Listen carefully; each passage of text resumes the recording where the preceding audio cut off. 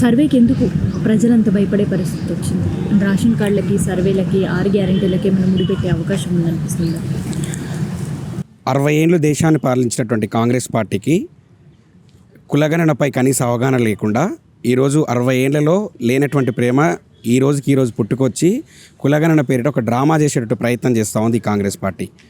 ఎప్పుడూ ఎన్నడూ లేని విధంగా ఒక కులగణన పేరుతోటి కొత్తగా అంశాలను, ప్రజలకు సంబంధించినటువంటి ప్రాథమిక అంశాలను కూడా, ఆస్తి హక్కుల వివరాలు, అప్పుల వివరాలు, మీకున్నటువంటి పర్సనల్ డేటాను కూడా తీసుకొని రానున్నటువంటి ఆరు గ్యారంటీలలో ఇది భాగం చేసి ఎక్కడ కూడా 6 గ్యారంటీలు అమలుకి ఏమైనా అడ్డం చెప్పగలుగుతారని ప్రజలు భయపడతా ఉన్నారు.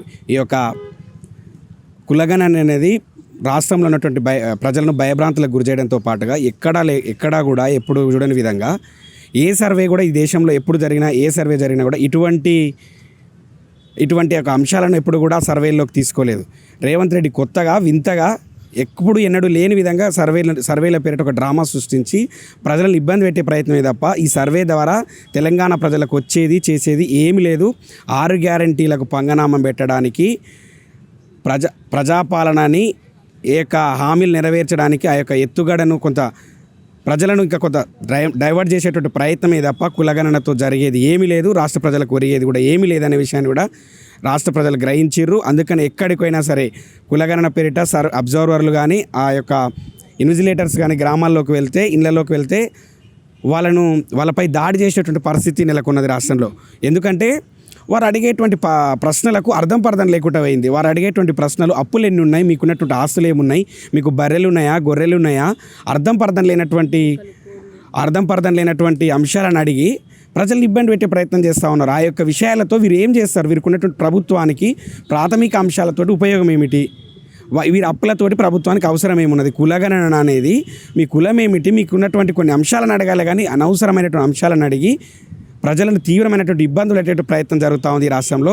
అది గమనించినటువంటి ప్రజలు ఎక్కడికక్కడ ఆ యొక్క కులగణన సర్వే అధికారులను అడ్డుకొని వారికి ఇన్ఫర్మేషన్ కూడా ఇవ్వకుండా వారి మీద దాడులు జరుగుతున్నటువంటి సందర్భం కూడా రాష్ట్రంలో మనం చూస్తూ ఉన్నాం. అయితే కులగణన తెలంగాణ అభివృద్ధి కోసమా, లేదంటే ఈ కులగణన అనే ఒక ఆయుధాన్ని మహారాష్ట్ర ఎన్నికల్లో వాడుకోవడానికి కోసమా?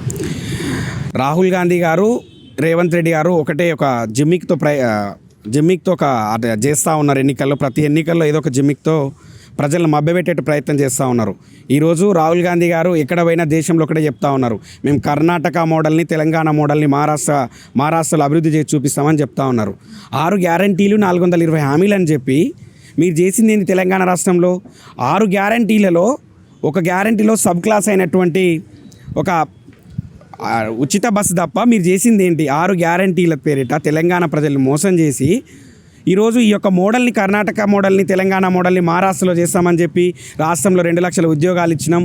ఆ మోడల్ని కర్ణాటకలో చేసినాం, తెలంగాణలో చేసినాం, మహారాష్ట్రలో ఇది అభివృద్ధి అమలు చేస్తామని చెప్పి మహారాష్ట్ర ప్రజలు కూడా మోసం చేసేటట్టు ప్రయత్నం చేస్తూ ఉంది కాంగ్రెస్ పార్టీ.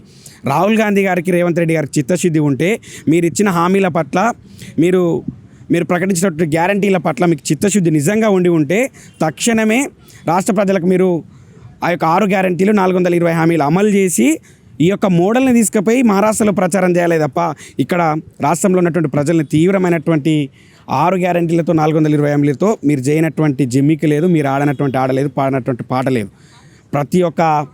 మీ యొక్క వైనాన్ని రాష్ట్రంలో ఉన్నటువంటి ప్రజలు చిత్కరించుకున్నటువంటి పరిస్థితి కంటా ఉంది. ఎన్నికలు వచ్చినప్పుడల్లా ఏదో ఒక జిమ్మిక్తో దాటవేసేటువంటి ధోరణితో రేవంత్ రెడ్డి ప్రయత్నం చేస్తున్నాడు.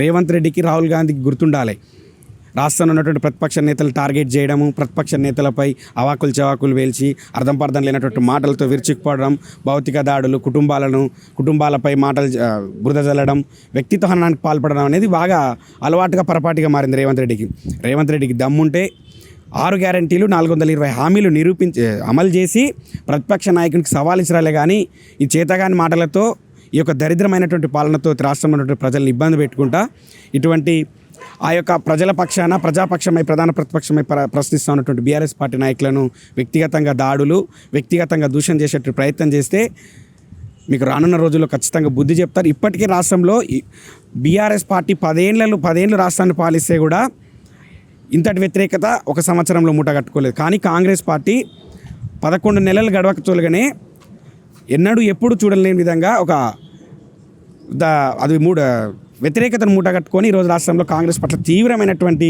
వ్యతిరేకత, తీవ్రమైనటువంటి అసహనం వెళ్ళగక్తా ఉన్నది రాష్ట్ర ప్రజానీకంలో.